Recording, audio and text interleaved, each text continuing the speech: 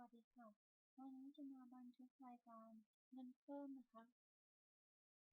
ก็คือเบี้ยขยันนะคะ เข้าไปที่เงินเดือนค่ะ กดบวกของเงินเดือนนะคะ แล้วก็เข้าไปที่ฐานข้อมูลนะคะ แล้วก็ไปที่เพิ่มแก้ไขรายการเงินเพิ่มค่ะ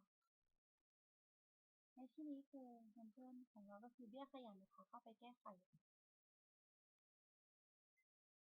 ก็ที่จะมาดูก็คือว่าการคำนวณภาษีนะคะ คือเบี้ยขยันนี่เป็นรายได้เพียงบางเดือนค่ะ ก็คือบริษัทจะจ่ายให้พนักงานเป็นบางเดือนเท่านั้นนะคะไม่ได้จ่ายให้ทุกเดือนนะคะเราจะใส่ตัว T ค่ะแต่ว่าถ้าเป็นใส่ตัว Y นะคะก็คือจะเป็นทั้งปีเลยค่ะก็